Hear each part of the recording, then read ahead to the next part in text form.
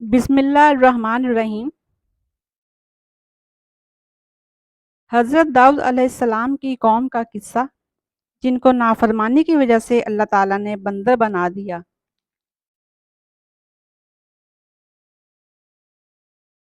حضرت داؤد علیہ السلام کی قوم کے 70,000 آدمی عقبہ کے پاس سمندر کے کنارے ایلا نامی گاؤں میں رہتے تھے، اور یہ لوگ بڑی فراخی اور خوشحالی کی زندگی بسر کرتے تھے۔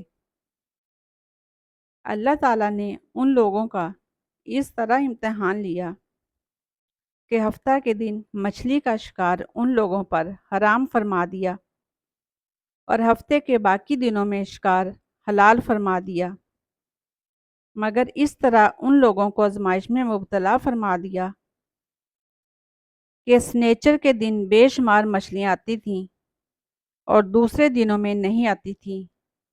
تو شیطان نے ان لوگوں کو یہ ہیلا بتا دیا کہ سمندر سے کچھ نالیاں نکال کر خشکی میں چند حوض بنا لو، اور جب سنیچر کے دن ان نالیوں کے ذریعہ مچھلیاں حوض میں آ جائیں تو نالیوں کا منہ بند کر دو،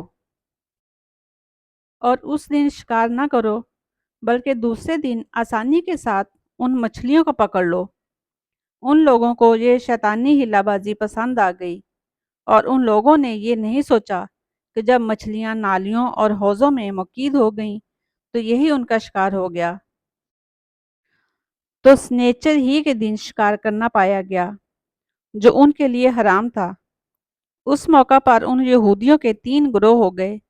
نمبر 1، کچھ لوگ ایسے تھے جو شکار کے اس شیطانی ہیلا سے منع کرتے رہے اور ناراض و بیزار ہو کر شکار سے باز رہے۔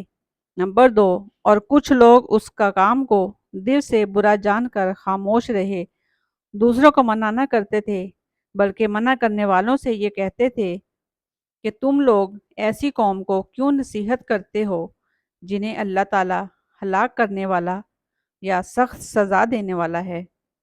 نمبر 3، اور کچھ وہ سرکش نافرمان لوگ تھے جنہوں نے حکم خداوندی کی اعلانیہ مخالفت کی اور شیطان کی ہیلا بازی کو مان کر سینچر کے دن شکار کر لیا اور ان مچھلیوں کو کھایا اور بیچا بھی۔ جب نافرمانوں نے منع کرنے کے باوجود شکار کر لیا تو منع کرنے والی جماعت نے کہا کہ اب ہم ان معصیت کاروں سے کوئی میل ملاپ نہ رکھیں گے۔ چنانچہ ان لوگوں نے گاؤں کو تقسیم کر کے درمیان میں ایک دیوار بنا لی اور آمد و رفت کا ایک الگ دروازہ بھی بنا لیا۔ حضرت داؤد علیہ السلام نے غضبناک ہو کر شکار کرنے والوں پر لعنت فرما دی۔ اس کا اثر یہ ہوا کہ ایک دن خطا کاروں میں سے کوئی باہر نہیں نکلا، تو انہیں دیکھنے کے لیے کچھ لوگ دیوار پر چڑھ گئے، تو کیا دیکھا کہ وہ سب بندروں کی صورت میں مسخ ہو گئے ہیں۔